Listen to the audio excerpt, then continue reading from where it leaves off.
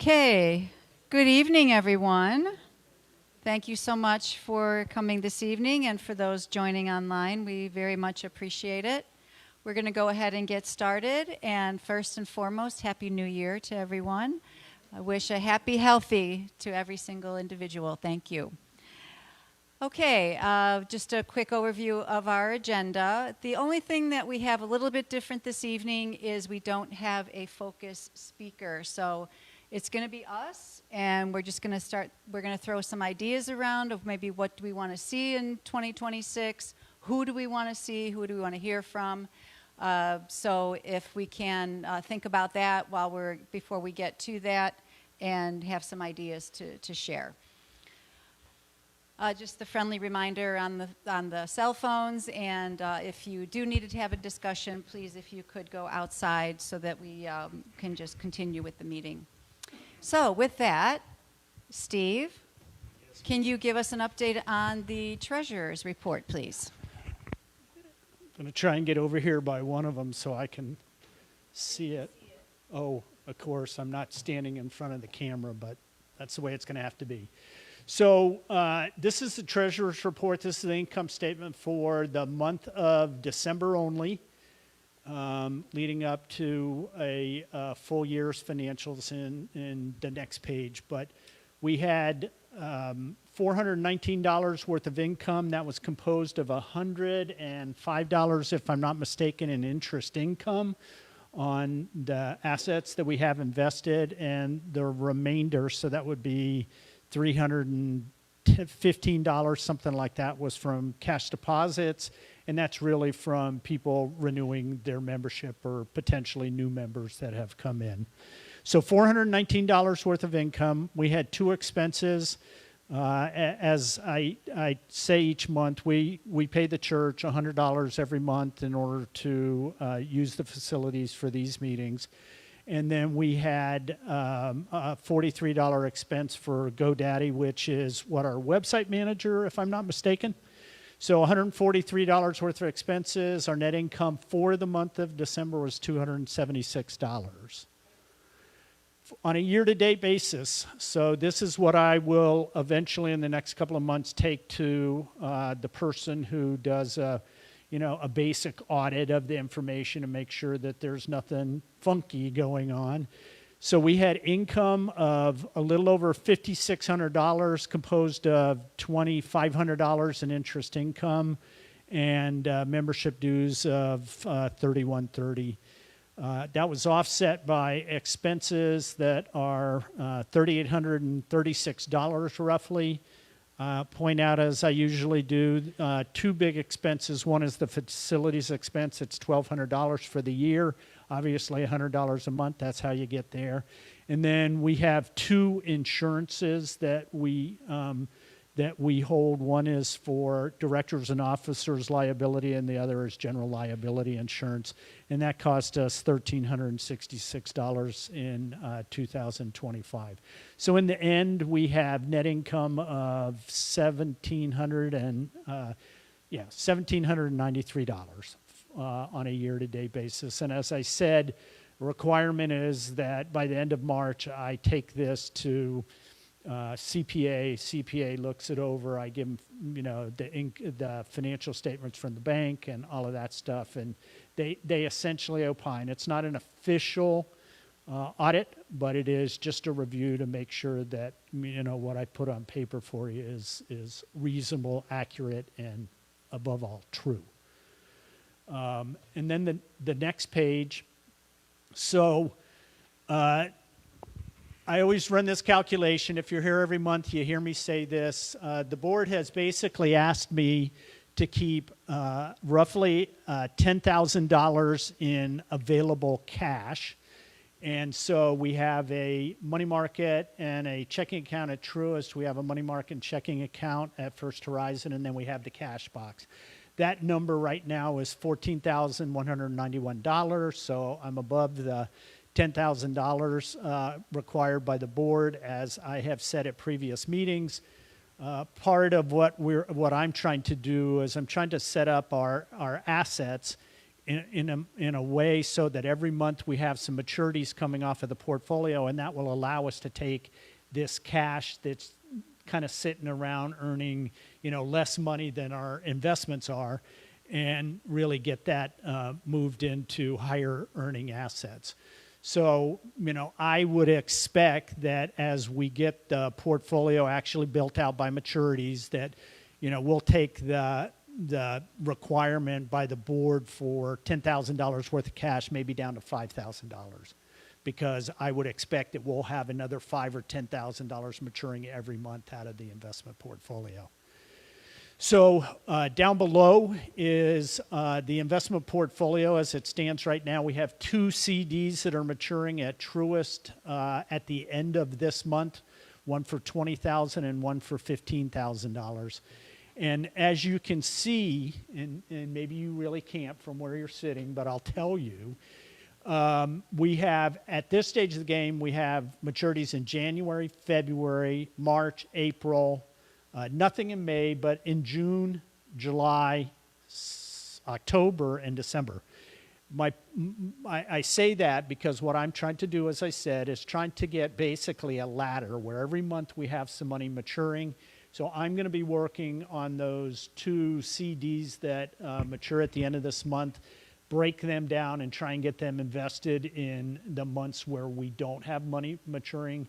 And I think once we get through that at the end of January, then I can go to the board in February and ultimately say, hey, we've got maturities for the next 8 months, every month, $5,000 to $10,000. Can we take that $14,191 and bring that down to a lower level?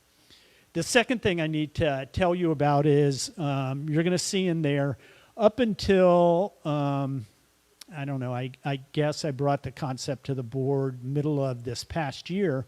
We were buying CDs from either Truist or First Horizon. And when I first got here and became treasurer, we were just going to Truist and saying, what rate is it? And, we'd pick a term and we'd do it.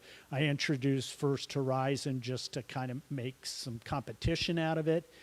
And the other thing that I did in June was recommended to the board that we consider using a program called Treasury Direct, which is with the U.S. government. I should say my background's in investments and in fixed income investments, so this is an area I understand very solidly. But what I suggested is that we consider using Treasury Direct. You buy Treasury bills from the U.S. government directly. They have an account, and they keep the securities in there. They hold them to maturity. They pay you your interest and your principal back at the end, and you can go ahead and roll them over and do it. Now, the reason I did this was because, as we all know, there's been a lot of discussion over the past 6 months about how interest rates are going to go down. And they're going to go down materially. Well, all the banks are front running the investment markets by pushing their rates down and saying to us as CD buyers, hey, rates are going down, here's what you get. Well, what I did and looked at and how I convinced the board was that I picked 3 terms, a 3-month, a 6-month, and a year, and I went to the banks and I said, what would you pay us for a CD for them? And then I went and I looked in the treasury market, and we literally, by using the treasury market, are picking up 0.75% on all the money that we invest. So, real money. And again, if you don't understand investing, this is treasury bills. It's backed by the federal government. And, everybody might have the laugh or their opinion about whether the federal government's going to be here. But if it's not going to be here, we got bigger problems.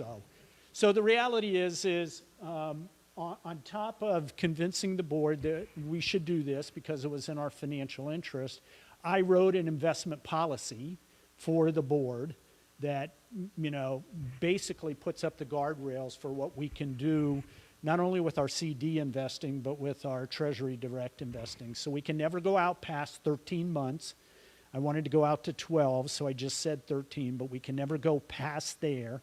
That means anything that we buy, within a year is going to actually mature, and, who we could deal with. So now we can only deal with Treasury Direct. We can only deal with Truist, and we can only deal with First Horizon. That's codified in our investment policy statement. If we decide we want to go deal with somebody else, we've got to, I've got to go to the board, and I've got to ask the board to approve the next person that we decide we want to deal with. So I think you should take some comfort in the fact that I wrote the investment policy. They approved the investment policy after I read it. And again, that was something that I did, throughout my whole career, was wrote investment policy for clients. So it was pretty easy for me to do, but it gets codified, and, it's taken care of, and the guardrails are there to protect us in terms of how we're investing our money. The only thing I'd point out here is, you can see that the CDs, are in $5,000 increments. The treasury bills that we buy them at a discount, which represents a yield. And so when we buy them, like the treasury bill, the last one there, we bought it for $9,659.18. When it matures on 12/24/26, we'll get $10,000 back, and that represents an annual interest rate of 3.51%. So you buy it at a discount, you pay less than par value, it matures at par value, and the difference is the interest that we've earned on the security itself. So that's kind of all I have to say. Probably confusing, but I'm happy to answer questions if anybody has any. Yes?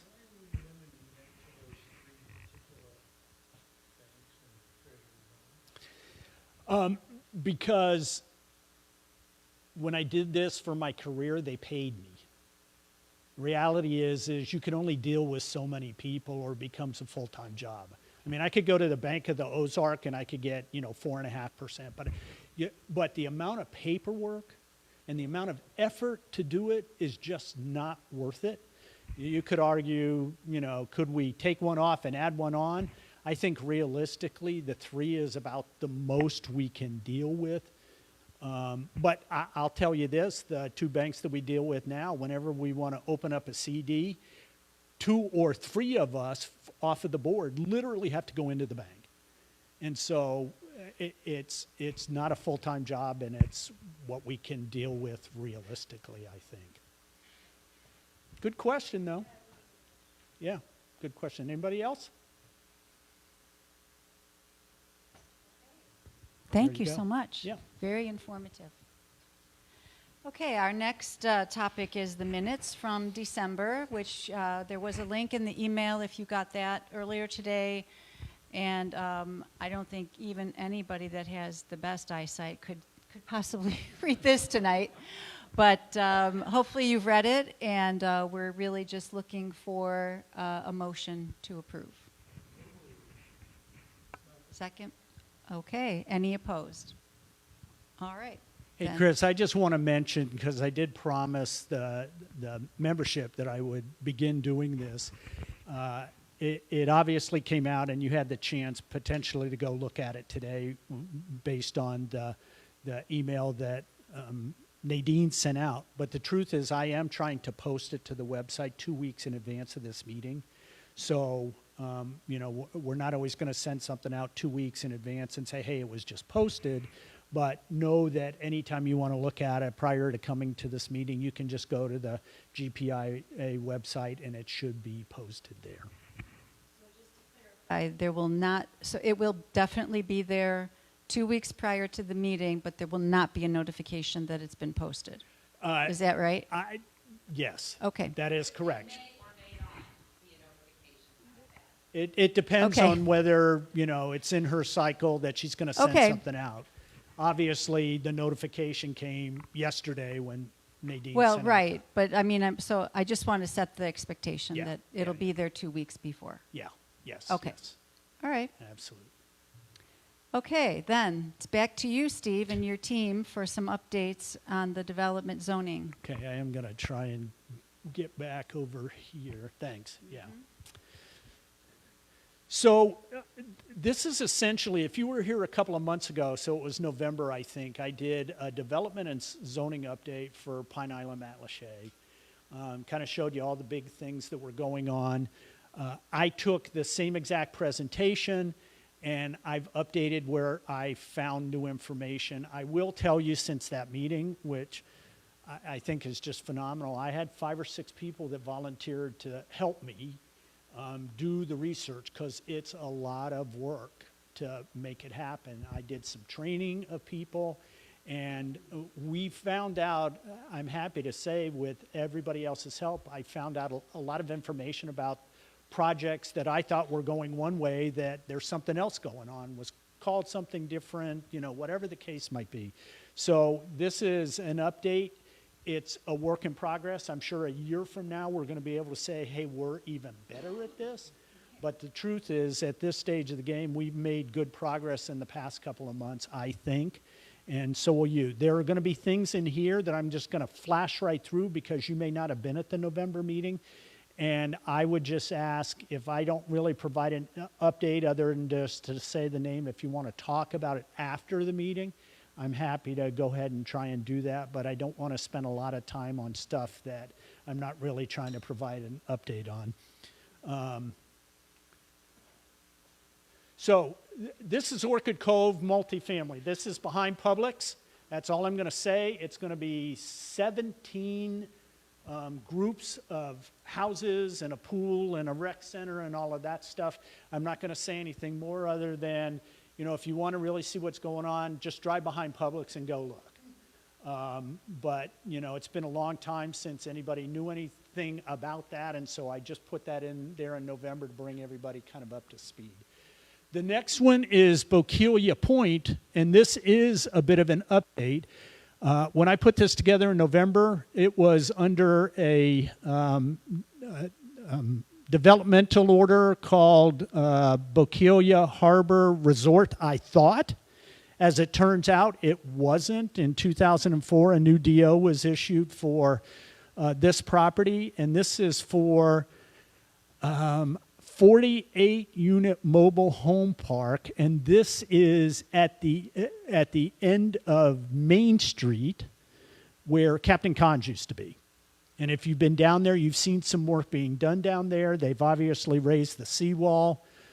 This development order came in 2024, unfortunately, before we all got, I at least got started trying to track all of this information, so the development order was already issued. And so at this stage of the game, it's just trying to keep everybody kind of up to speed in terms of what's going on, because, you know, there's no opposition that can be developed. We really can't do much about it at this point, other than when somebody says to you, your neighbor says, hey, what's going on up there? At least you're going to know. It's called Bokeelia Point. Atlas Lakes. So these two go together. It's called Margarita Bungalows. And some people have seen this, and I thought that that was what it was called. We didn't really know any information. And lo and behold, somebody brought me information that volunteered on the committee. Well, I'm going the wrong way. I'm sorry. Yeah, I did. I'm sorry. Oh, okay. Am I go? Yeah, there we go. Okay, now I know how it works.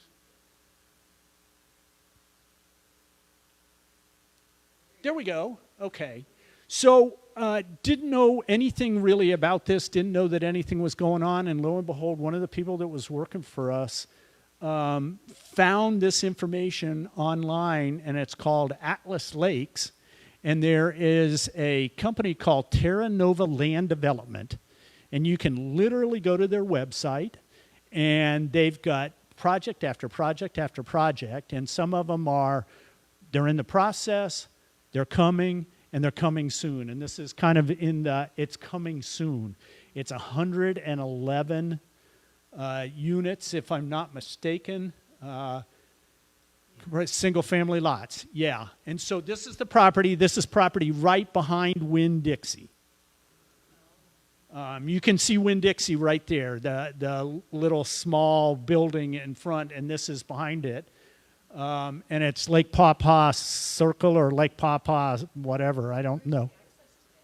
I actually think it's by the edge between First Horizon and yes, Yes, exactly. That's one of them, I think.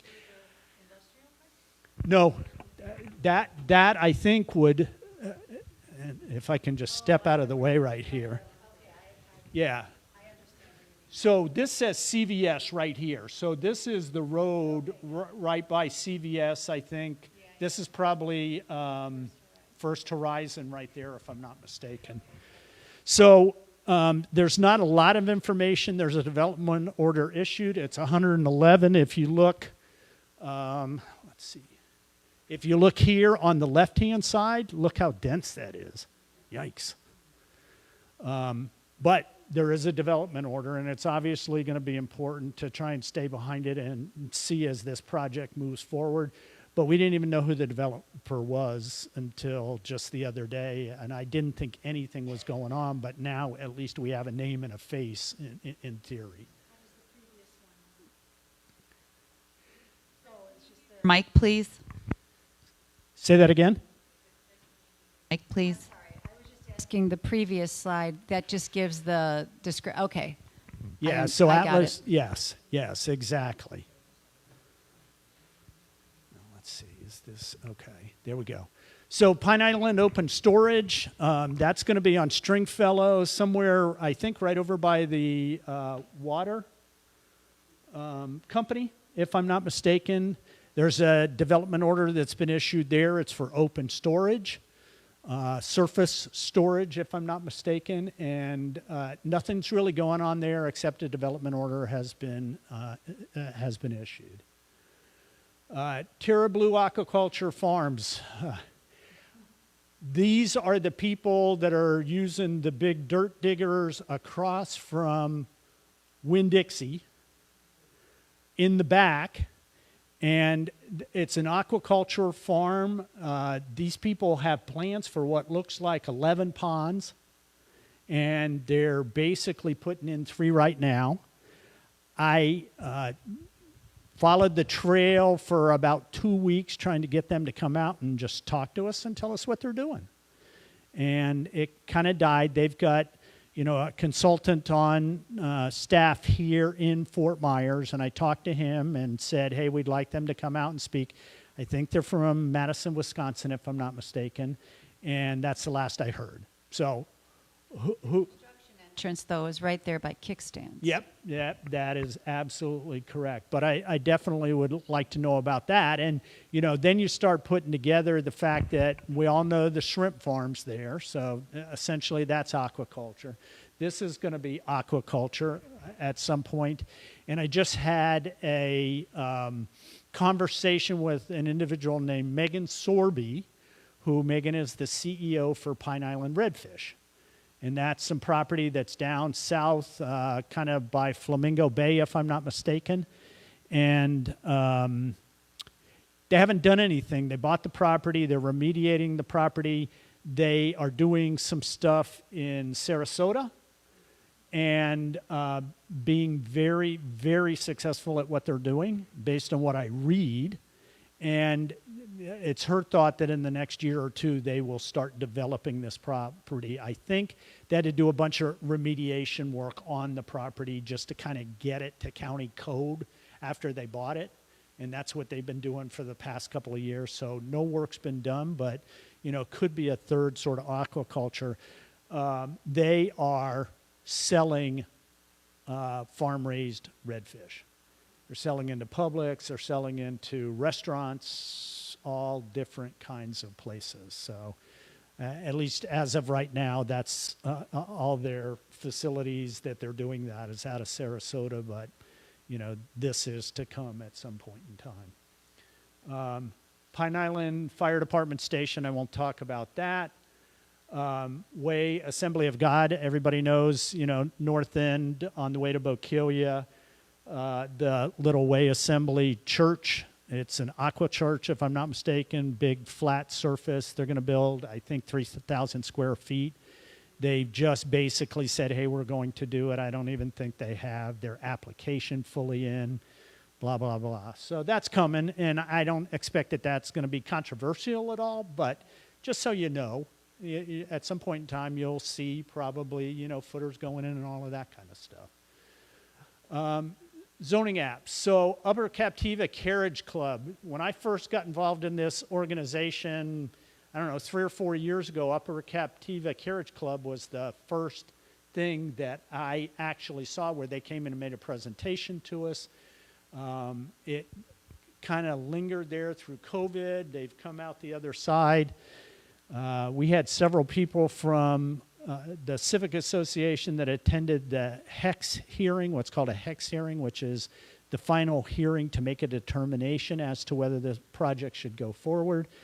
Ultimately, I can't quite figure it out. It looks like everything has been agreed to between the hearing examiner and the people that want to do it, the Wainwrights, but the hearing examiner still hasn't issued the final okie dokie. So I don't know where it is, but it seems like it's awful close for that to happen, and that's at the foot of Maria Drive, just so you know. Bokeelia Tower, close to my heart. I mean, I live on that street.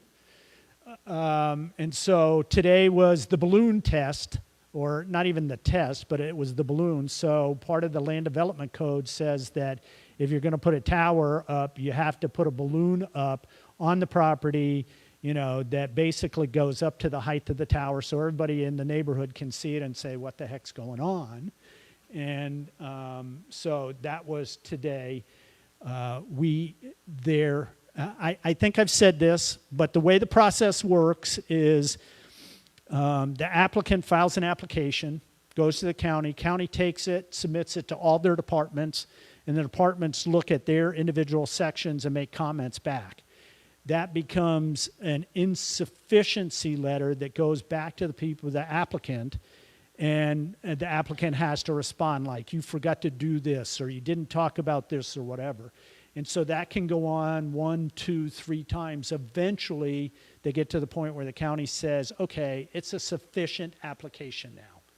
Once there's a sufficient application, then you go to what's called a hearing examination. And then if it's a development order, the hearing examiner makes a determination. Well, I should say, the county writes an opinion that goes to the hearing examiner. The hearing examiner either says, yeah, I agree with what the county planner said, or I disagree, and here's why. If it's a development order, it goes to the county commissioners. They put on their planning hat. And if it's not, like in the case of the tower, it's not a development order, it just stops at the hearing examiner. We could sue in circuit court, but, you know, way too much money. So in our case, for the Bokeelia Tower, there is a hearing examination on March 11th at 9 o'clock in the morning in downtown Fort Myers. So I will have quite a few people out there, and you get to speak, and, you know, obviously the other side gets to speak, and then the hearing examiner will make a determination as to whether it's approved or denied. Betsy Parkway, they were in 4 or 5 months ago. They made a presentation to us. This is, if you know where the Cambio, what's that? Dermatology, thank you. It's kind of alongside and back behind there. And they're talking about, I think, 250,000 acres, if I'm not mistaken. Not acres, square feet of storage property. Yes, exactly. So we wrote a letter. You know, after our meetings, we take a vote on these things, and, you know, our letter basically goes to the county and either supports or denies, depending on how everybody votes, and we send it into the county, and then the county, you know, works from there. They don't have to listen to us. It doesn't really matter, but they can take it into consideration. What I can tell you is on this, as you can see there in red, it looks like there were only 4 or 5 questions that were asked in the first insufficiency letter. And so they're about ready to probably end up declaring the application sufficient, and then they will get on the hearing examination docket, just like the Bokeelia Tower is. Blue Dog Restaurant. So February 5th, 2026 at 9 o'clock. They've gone through the whole process. They're looking for outdoor seating on the back patio there. And their hearing in front of the hearing examiner is on February 6th. So we've got quite a few things that are kind of coming to a head here in most cases, just like this, because it's not a development order. You know, that'll die either positive or negative with the hearing examiner, because that's the end of the line. Jug Creek special exception. So they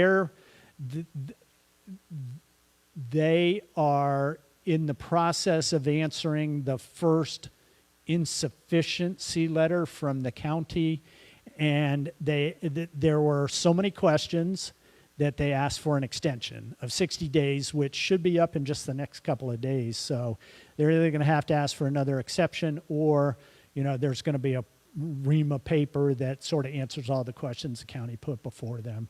I would expect there'll be a second insufficiency letter, and then eventually it will they'll work their way to a sufficiency letter, and there will be a hearing there. They obviously want open bar and restaurant facilities. Some of the stuff they're looking for from a permitting standpoint that they're doing but don't have permits for. So they're kind of working backwards in that regard. But right now we're in the process of just kind of waiting for the next thing there. There's a couple things here. It's kind of small. So let's see, update. So the top one's waiting on the applicant.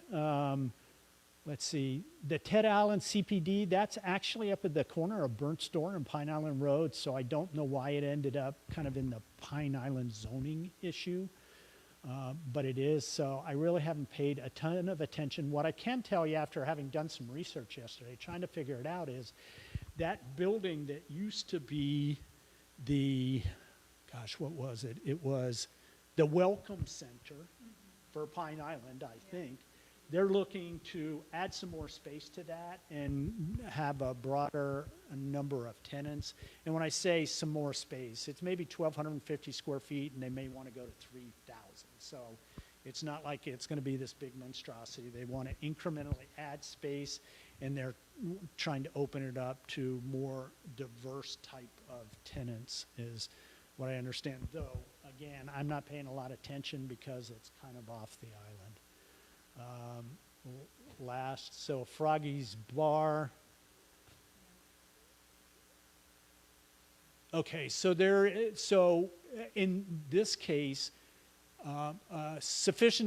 insufficiency letter was sent out on the application. Froggy's Bar responded back.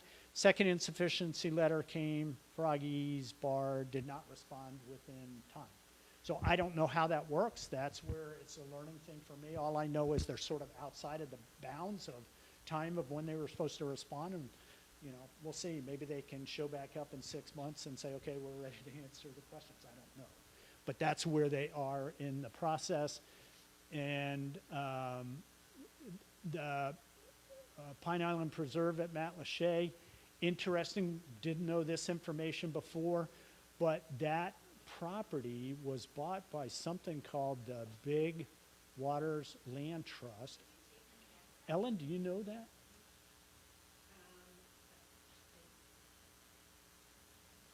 And I'm sorry to put you on the spot, but You turn her mic on. yes. There you go. Robert and I and Cheryl King, who's the current president of the Land Trust, went to a presentation by the Big Waters Land Trust 6 weeks-ish ago at the North Fort Myers Library. Where are they exactly? Sarasota-ish? Hospital. That's what I knew it was an O, but I wasn't. They actually have a lot of property up in the They Sarasota have a region. lot They of- just a went lot of through property. a rebranding last year, and that's how it was. They were the Conservation Foundation of the Gulf Coast. They've got several properties. They have weddings, things like that. Correct. And then they rebranded Big Waters Land Trust. But They have paid staff, unlike the land trust. It's all schleppers like us, you know. And they're a big outfit, kind of like Sanibel Captiva Conservation Foundation is a big outfit with paid staff and lots Well, more I am interested. commas in their yeah, budget. I am interested. Obviously, the Calusa Land Trust has some values and principles. Are their values and principles consistent or not consistent, or do you know? Generally speaking, Okay, I would sure. say consistent. I mean, Right. they're a land trust and aimed to preserve and protect land. Well, I can't answer more than that. Okay, that's good. Thank you. Like I said, sorry to put you on the spot, but you're always a wealth of knowledge. So that's the zoning issues that are going on right now. I would just say to everybody, if you see stuff that's going on that you don't know about, certainly make send an email into info@gpica.org and ask questions. I got one yesterday that Nadine passed on to me. They were asking about Margarita bungalows. They'd read about it someplace and they wanted to know what we knew. So always happy to do that. Always happy to sort of research if you see stuff going on. And the other thing I would say is, and this is not always the funnest thing, but there are definitely some things that go on this island where people are doing stuff without permits. And it's very clear that it's happening.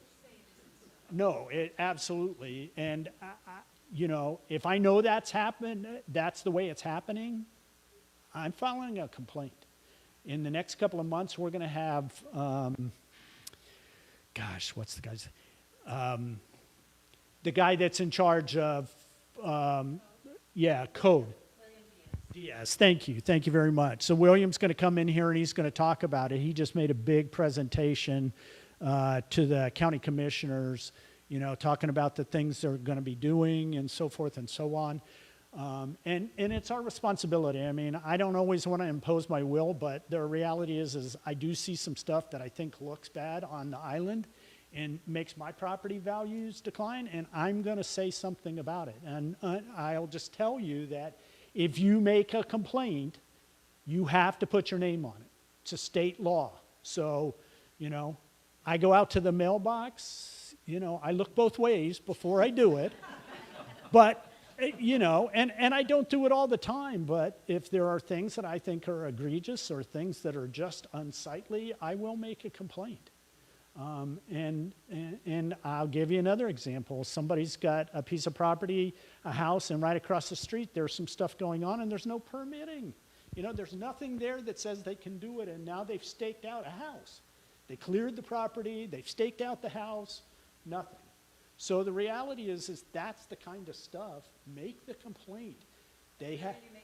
Complaint too. You can do two things. You can either call code enforcement, and you can just look them up on lipa.gov, or if you go into lipa.gov and you go into code enforcement, you can actually make a complaint right there.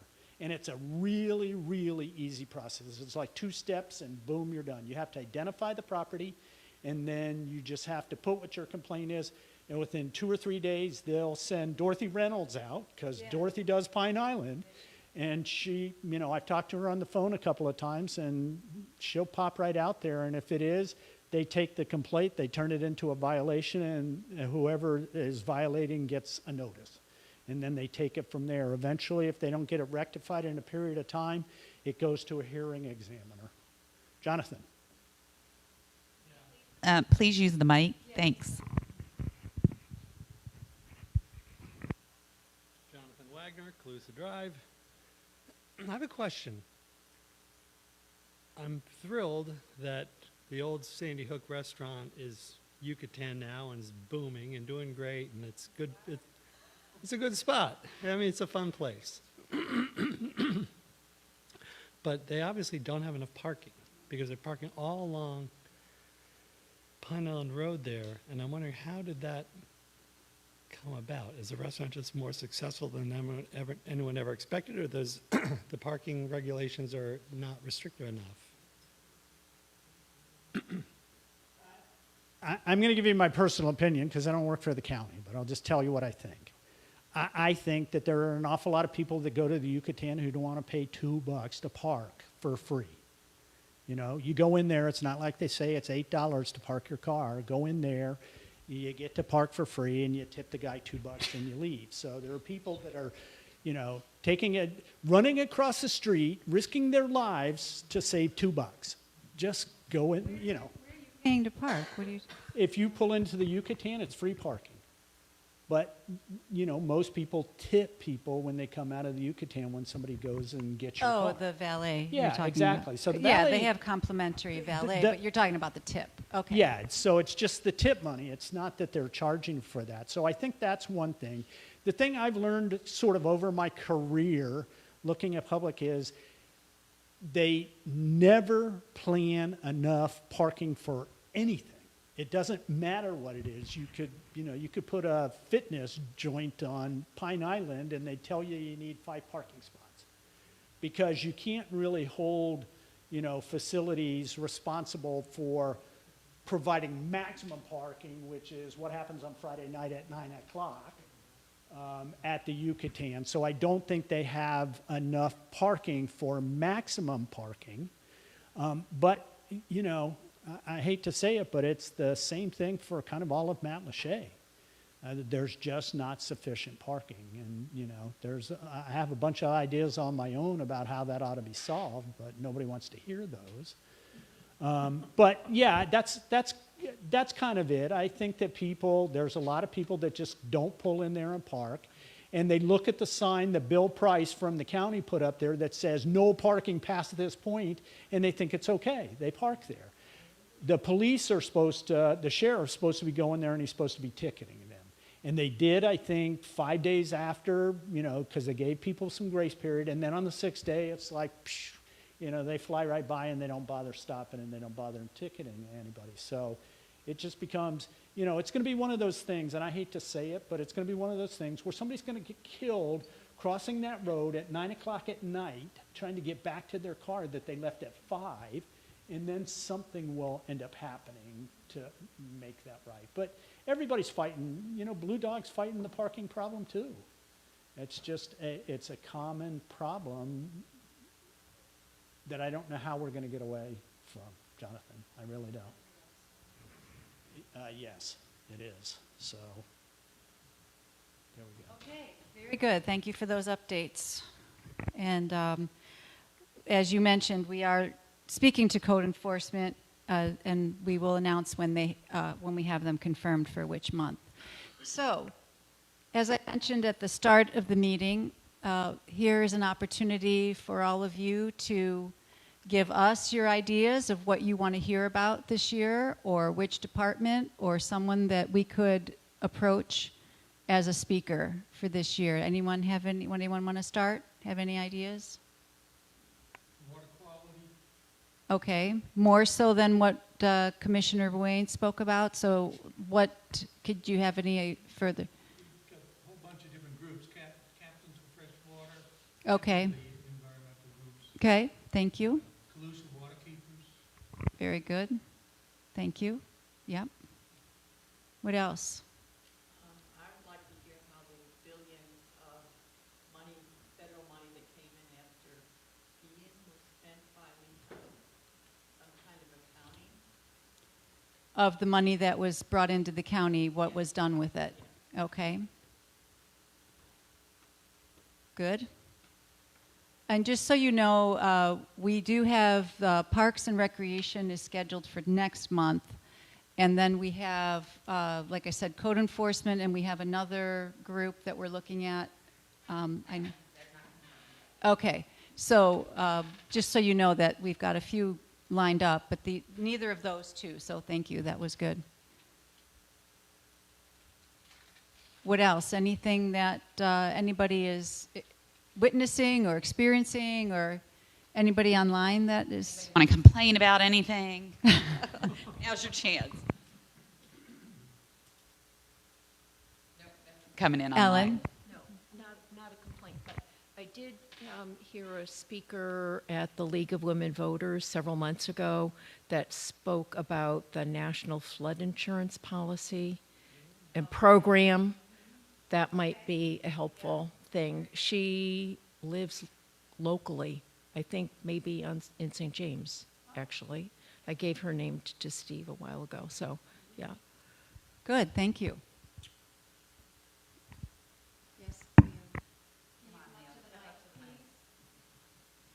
Leo Amos. Why don't we have our representative, our U.S. representatives, come in and talk to us? The state? Representative? Or the federal, yeah, either one. That's what, yeah, that's, I think is right you know, now. that's where we want to be if you want to talk about it. Mm-hmm. I think in March, I think the Southwest delegate meets in Fort Myers, where people can go and ask them for help. You might want to look into that. Question. The Southwest Florida delegation meets once or twice a year and invites the public to speak. And we could, as an organization, come up with a list of questions and concerns that we have. I think home rule, frankly, should be one that we should raise with our state representatives. But, we could certainly speak on behalf of the community as a civic association. Do you know how we can look all that up for dates and all of that, I'm sure? For that.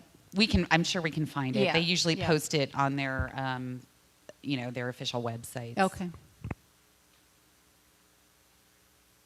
What else? Yes.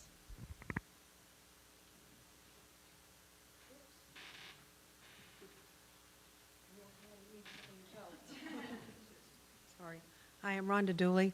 I was just concerned with the traffic on the island. And years ago, they did a traffic study when development was coming onto the island. And we haven't heard so much about that. There was, I think, a 310 rule or some sort of a traffic study with one way on and one way off and we used to have the getting stuck counters. here. Yes. Yeah. And what do you know what became of that or whatever So happened? that rule with- basically went away. It was the background of the rule essentially said that once the traffic counts coming on and off the island via Pine Island Road reached a certain level, no more development orders were going to be permitted. That was basically found illegal for all intents and purposes. The county wasn't allowed to do that, and that's why we had to rewrite the Pine Island plan in, Leo, help me out, was that 2016, 2017? Yeah, right around then. So that's when we went through the Pine Island plan rewrite. And so there are limits as to acreage and things like that, but they can't shut down development totally with the traffic. And frankly, we've had traffic out here. I don't know. I can't. I'm not talking about shutting down development totally. I Right. mean, that's kind of like, not. Are you just realistic asking at all, but generally just- what? Yeah, generally speaking, in a smart growth program where we don't have a fast and furious type of development that's going to take over when you're looking at all these projects, and some of them, like you said, I don't think most of the island is even aware of what's happening Right. right up underneath their noses. I know, It- some of them should be large enough that they're required to do traffic study as part of their development process. I couldn't speak to where any of those stand, but as far as what the latest counts are, we can check in with county DOT and find out when the last time they had traffic counters out and what they found. I think we have not seen any since before Hurricane Ian, and they've been working on the bridges since then. So I don't think we've had counters out here since. And is it different on an island per se than compared to the mainland as far as traffic wise? I mean, when you're stuck, you're stuck. Do we want to be sitting in traffic? You're trying to get on and off the island, getting onto our, get to our homes or get in town. I mean, to every time we appointments? have Rob Price out here, I think we have this same discussion, and the road is failing. It's already, most of the roads in Lee County are failing because we have not kept up with improvements as a county, not just here. And honestly, I think that was the answer we basically got last time we had them out here was, too bad, so sad. I mean, they didn't put it that bluntly, but there's not much they can do given that the road is one lane, one lane on, one lane off. Yeah, I just kind of hate to hear that there's not much what we can do to the fact that if there's going to be a problem, to try to look at it head on and kind of down the road. Well, evacuation is the number one concern. Instead of we're too late. That's a boxed total in here concern. and Yeah. packed in like, Beans. yes, then it's like, okay, now what do we do? I attended one of those HEX meetings that Steve talked about, and we brought up the fact that you're looking to approve additional, say, office space, let's say, for example. Don't you look at what's available first before you start? It's just like all the inventory of the real estate, yet you want to build these 111 and 100, I mean. Right. But that's talking about a market activity, Chris. So No, the county I'm just saying can't. that the county is looking at certain things my point is that they're not taking that into consideration. In other words, so that they're not in a vacuum. Is that what you mean? No, what I'm saying is that all they're looking at is the application requirement, is it being met? They're not looking at what's actually happening and what the current situation Well, is. infrastructure seems to me to become a hindsight. They look at it after the fact. When I would feel like we would try to, in our scenario, look at it before. Not to compare ourselves with Cape Coral, but Cape Coral is encroaching on Pine Island. And I mean, it's massive development over the last 10, 15, 20 years. Right. I mean, just massive. Okay, and you see it, everybody sees it. Mm-hmm. And now, and then they go, whoa, we don't have the infrastructure for this, but we're already here. Yeah, exactly. Now, what are we going to do about it? Well, that's my whole point. The Yeah. county is not They're taking putting the that cart into before the consideration. horse. Yeah. So I was just hoping that we as a civic organization, Pine Island resident people, would be able to just kind of take the bull by the horns and just kind of look at that going down the road. Well, I mean, that's why these And meetings I applaud what you're doing. I for do you to too. take that proactive approach and what's happening, because we've had so much go on the island that we're been so concerned with just survival mode that now that we're able to look past that a little bit and see, hey, what's coming in on top of us Right. now. Yep. Absolutely. Because I mean, I'm married into a commercial fishing family, and I've lived here for over 50 years, and I've seen what is happening, and I was very much active in the civic and on the board with Pine Island Comp Plan in its original form. So so I'm just concerned with those matters, and like I said, I thank you very much for what you're doing.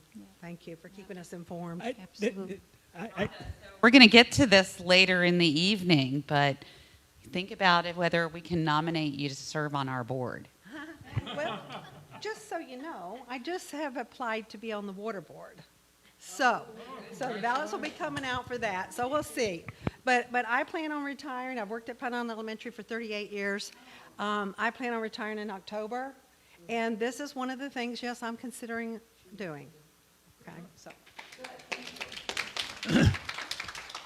I was just going to respond to the whole traffic study thing, because this, I think, makes my point about parking too. And that is, if I remember correctly, as I was looking at Lake Paw Pod, that 111 unit project behind Winn-Dixie, I went through and looked at I didn't look at all the documents, but all the documents were there, and lo and behold, there was a traffic study for it. And of course, what's it say? There's going to be no impact. No impact. So nothing. Does it say? No, probably 5 years ago. But yeah, but 111 units and there's no impact. Come on. That makes no sense. But that's what Cars parking per- studies and per that's what house. traffic studies are. You've never really run into any of them that have said, oh yeah, you need to put a turn lane in, you need to widen this road before you put the project in, or you need to put in 50 more parking space. Just not.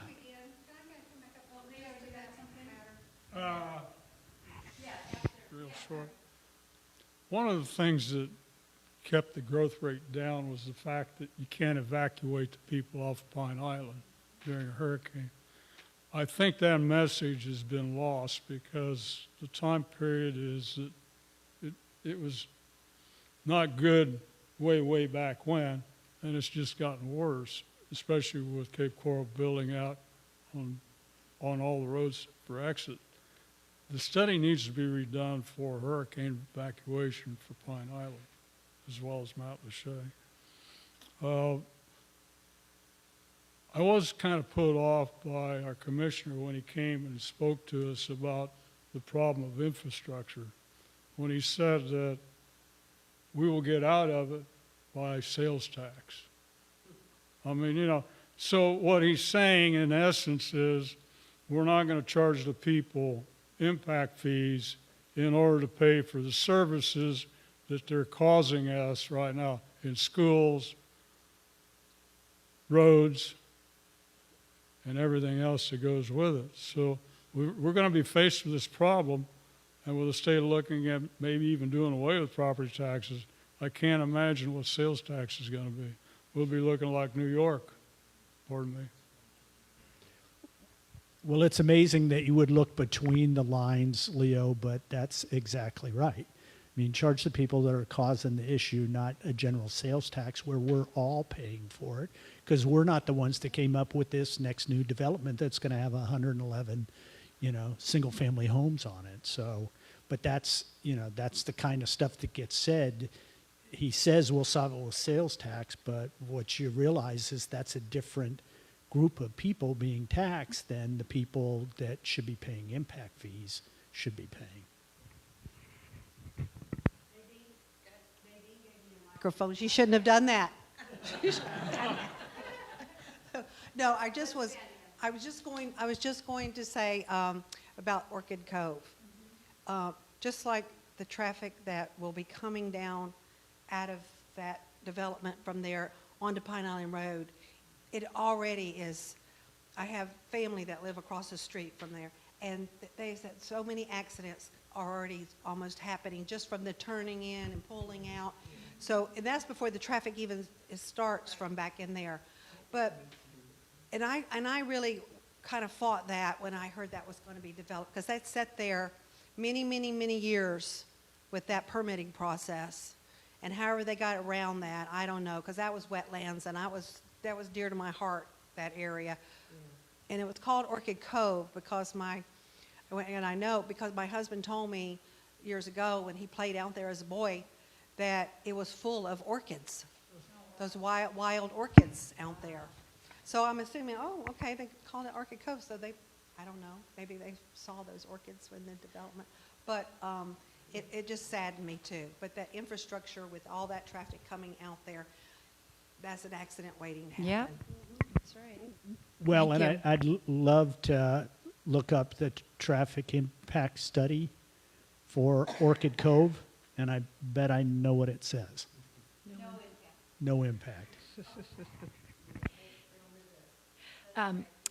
Last month, Commissioner Ruane brought this up as part of his conversation. The vote that will be coming before the voters, maybe this fall, about single district representation versus what the current is. I think that would be an outstanding topic before the election. Okay, yeah, so go into that in more detail. When you're involved in League of Women Voters, do they send speakers around and talk about community engagement at groups like ours? They get speakers in, But they don't really do any public education about things like that. through their website, but not as an individual Okay. chapter, if you will. Yeah, but the league in the state of Florida and the League of Women Voters of Lee County has taken position statements on it, yes. Sure. So have you had anybody speak to you about this issue, the single? Yes, let me look at it. Okay, yeah, that'd be awesome if we could just leverage off of that person and maybe bring them in. Because it is an important issue. I mean, I don't think most of us understand all the angles to it, but I suspect there are those. Okay, I would say, okay, one more and then we're going to. Thank you. He mentioned the property tax issue, and there will probably be several proposals before the legislature this session. And I really do think we should be keeping track of those, because before we make any kind of intelligent decision on this issue, we need to know what might be cut on this island if property taxes were eliminated. What I've read about it is if it's found in the county that they are, so the state will be auditing, and if they find, so far they have not found, this is the report, they have not found from what the ones that they've done, because it is just for homestead. It's not, you're not cutting property taxes for everybody. It's just only homestead. So what they have found so far is that there is enough money to cover, even if you take out those homestead property tax. And if they did find a situation where it wasn't going to be enough, the state was going to subsidize. That's what I read. Well, I know there are going I'm to be... telling you, that's what there are is going to out be there. various proposals. So Again, we need it's to just a money keep track grab. of So it. they're going to take the local control away from our county commissioners, who we elect, who we have more direct access to, and move it to the state level. So, again, Well, it's how is that with property tax? What do you mean? our property taxes, state, we pay some to the state for state services, but they keep most of it. Anyway, that's, yeah, I mean, that's another topic, of course, as we see how that starts to develop in the state. So if you think of anything else, please email the info@gpica.org, but that was really good discussion. Thank you so much. Next topic is about our elections next month, right, Nadine? Yes. But maybe Kathy can talk. I can talk. I don't know who's been nominated, so you're going to have to answer that question. Okay. Well, the only one that has accepted a nomination is Vicki Werner. Vicki, do you want to tell people something about yourself? Here. She just step up to the mic. Yeah, step up to the mic and tell us something about yourself. Hi, Vicki Werner. I live in Bokeelia. I've been here close to 25 years. I was on the board a long time ago, right around Charlie and after that, and when we were doing things, so I'm somewhat familiar with what goes on, and I've been involved in things in the community throughout the years, so thank you. We really much appreciate it. And then we'll, if we have any others in the meantime, and we can have anyone self-nominate if anybody wants to raise their hand tonight, or again, let us know. Anything else, Kathy, or you wanted to discuss on that? Okay. Nope. Oh, did you have something else? Maybe just to reiterate, next month is our election of officers and of the board, and you have to be a paid up member in order to be able to vote, right? You have to be a current member in good standing for at least 6 months to Right. be nominated for the board. Self-nominations are welcome. It's not too difficult to be a board member, right? I've been doing it for, 10 years now. But it requires come to the meetings, of course, and to join us on our monthly Zoom calls, which usually take about an hour or two, and then various other things like Steve's obviously really involved in development, and there are other issues that you can get involved with. So we really are looking for people in the community to step up. Kathy and Sue DeHode are leading our nomination committee, and we've got Vicki, and I think Steve has somebody he's going to nominate, and then we'll vote on that. Members in good standing will vote on nominees next month during our monthly meeting. What else? I think that's it. Oh, and yes, if you want to be considered for board, just email us at info@gpica.org. So that's it. Great, thank you. Okay, so clean up tomorrow morning, 9 a.m., right, Ellen? 9, yep, at the Bokeelia Post Office. And then just one more of the events on the Calusa Land Trust, and just a couple of things coming up for the Matt Lachey Civic Association. I've heard a lot of good things about the art walk. I don't know if anyone has attended those. It's excellent. Good. It was well attended last month. They had 3 or 4 different bands spread around, different types of music. Great time. Nice, very good, thank you. Okay, with that, we also have our announcement. Do you want to talk about this, Nadine? Sure. I don't know if you guys remember last December 2024, we did a Pine Island seedling giveaway.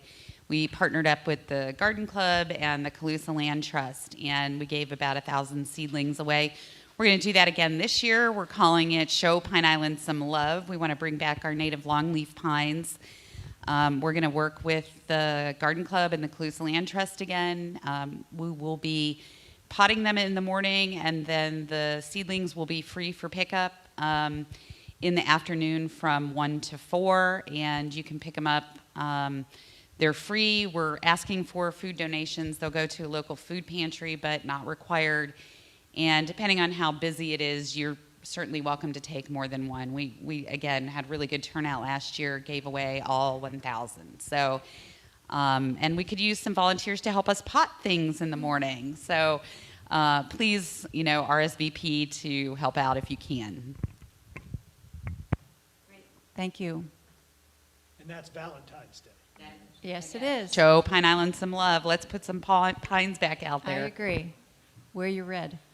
Okay, then next meeting is February 3rd, and as I mentioned earlier, we will have the Parks and Recreation. Mac Young is the director. I'm not sure yet if he's coming, but someone from there will be here. And then we will be also finalizing March and April speakers. And we also just got in a request for somebody to come in and present. Yeah, I saw that for today. I guess a project. Public hearing. Yeah. Was it? I didn't even have a chance. Was it a zoning case or something else? Yeah, I think it's a zoning case, if I'm not mistaken, and it's for emergency vehicle services. Oh, it's for the house on Avenue B to Avenue be B. converted Yes. to that we heard EMS. about. Yeah, Yes, that's what EMS. it is. Yeah. Yeah. So they are asking to speak at the February meeting. Yeah. So. Okay, before we close, anything else? Anybody has any questions, comments? Very good. Then we're looking for a motion to adjourn. Move to adjourn. Anyone opposed? Thank you, everyone. Thanks. Have a good rest of your night.